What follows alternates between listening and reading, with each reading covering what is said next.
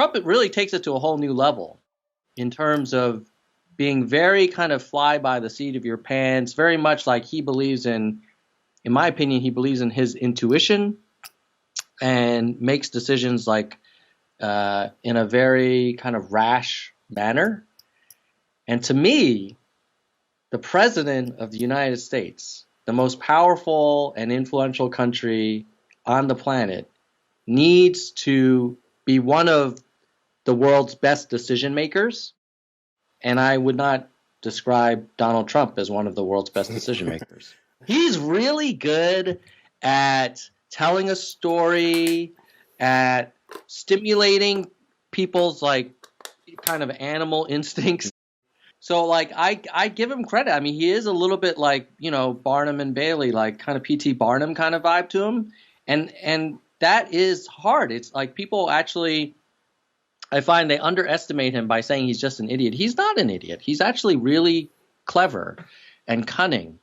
And he's very manipulative. But those are not things that I want our president to have. Like, there's a place for that type of character, but I don't think it's the Oval Office.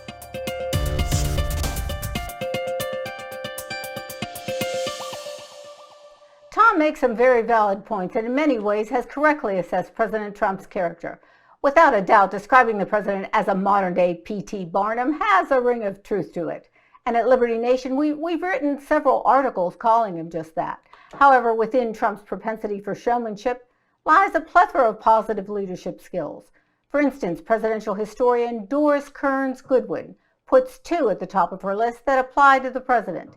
Number one, a fierce ambition, and number two, a deep-seated resilience that enables a president to surmount uncommon adversity. Like him or not, it would be difficult to argue that Trump does not come to the table with this skill set. And ushistory.gov offers a few more qualities that successful presidents have that fit like a glove on Mr. Trump's hand. Number one, a strong vision for the country's future. Number two, courage to make unpopular decisions. And number three, wait for it, crisis management skills. Tom alludes to the fact that Trump is no dummy. Some claim he's crazy like a fox. But in making the case against the president's leadership style, our YouTube friend avers that clever, cunning, and manipulative is not what he wants in a president. But perhaps what some folks want and what America needs are two very different things. When dealing with governments like the People's Republic of China, for example, it seems that clever, cunning, and manipulative could just be the ticket.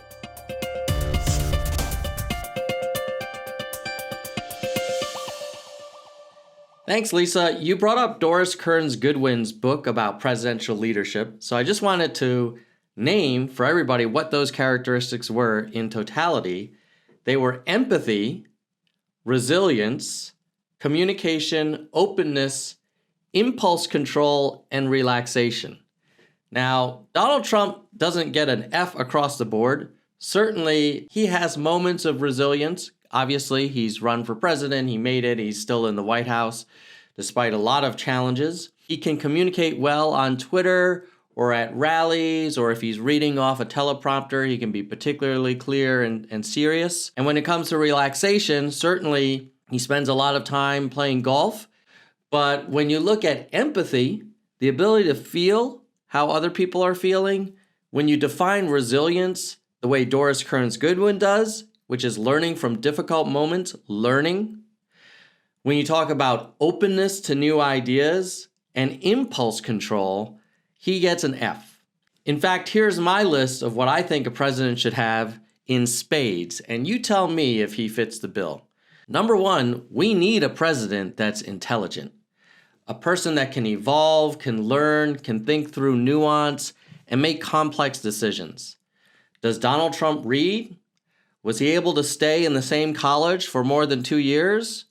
Does he know what he doesn't know? I think the answer is absolutely not.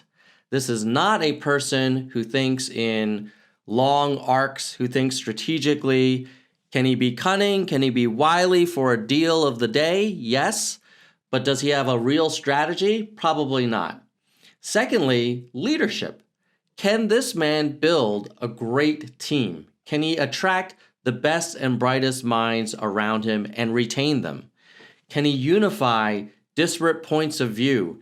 Can he bring the country together? Does he have a clear vision, but also a strategy to get us there? MAGA is a great slogan. It has a lot of emotion to it. It makes you feel optimistic. But how do we get there? What's the strategy? What's the plan? What are the metrics? The strategy that I heard was building a wall and make Mexico pay for it. Wall not built, Mexico not paid. Cutting regulation, well, he did that. I don't see any big results from Middle America.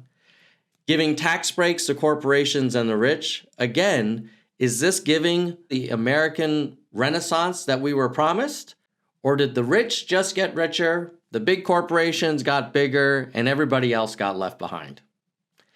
Lastly, a great president should deliver results, measurable results. Where are we today? With this COVID crisis, every state for itself. All of the blame is pushed down to the states. It's up to the governors to figure out testing. Secondly, we now have record unemployment, record polarization, record growth in violent hate crimes, and we just spent $3 trillion on a stimulus with nothing to show for it. Did Mexico pay for the wall? Do we have cheaper healthcare with better results? Remember that promise? From 2016 to 2018, if you look at the numbers, median income only went up 2%.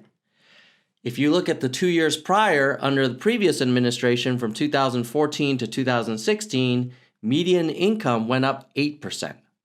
Ultimately, let me ask you this. If your family were a major shareholder in a multi-billion-dollar enterprise, would you want Donald Trump, Ivanka Trump, Jared Kushner, and the rest of that Trump team running it? Really? If your whole family's fortunes resided in this enterprise, is that the team that you would want at the helm? Because that's what we're asking the President of the United States to do, only orders of magnitude more complicated, more important, with much bigger implications for the whole world. Frankly, I'd put Donald Trump in front of the camera on The Apprentice. I might have him fire up a stadium of fans, but let's leave the Oval Office to cooler heads, better teams, and leadership where character matters, and our leaders put their country first.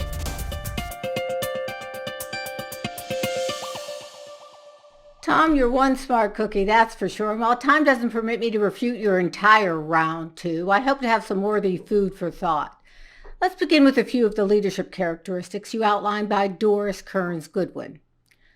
While President Trump comes off as rough and tough on the outside, I believe him to be a man of great empathy.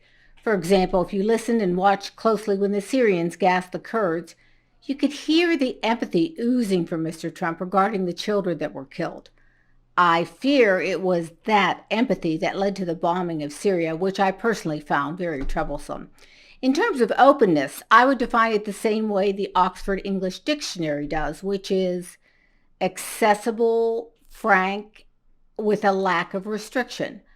I think you'd be hard-pressed to find a president more open than Trump, perhaps even too open. For sure, what you see is what you get with Trump, and his openness has more times than not pretty much gotten him into some pretty hot water.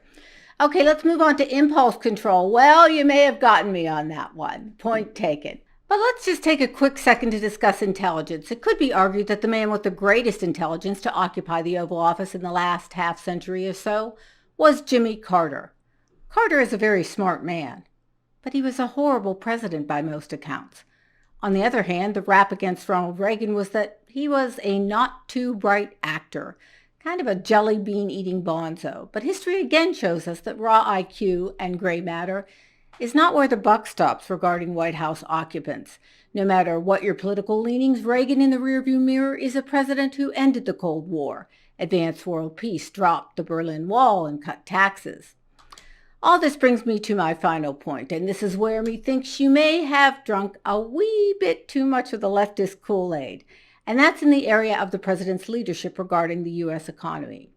Liberty Nation's Andrew Moran, who's brimming with that all-important gray matter, points out that one of the biggest successes of Donald Trump's pro-growth agenda has been his regulatory rollback push. America has greatly benefited from federal regulations being at their lowest level since the 1970s.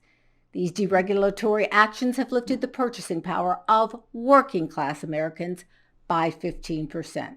For example, it's cheaper to buy a car because this administration reduced Obama-era environmental rules that added an average of $3,000 to the price tag. Or another example, American families have saved billions in energy costs. Low-income consumers have seen the greatest savings.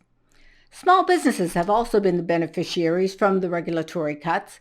By repealing 22 regulations for each new rule issued, the private sector has saved more than $8 billion.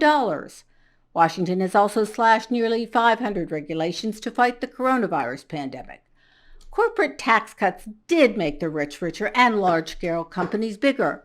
However, everyone else has gotten wealthier in the process too. Kind of like JFK said, a rising tide lifts all boats. Real median household income topped $65,000 by July 2019. That is a 6.8% gain since President Trump took office. Plus, the average household has saved about $1,500 on their federal taxes. This is Main Street, not just Wall Street.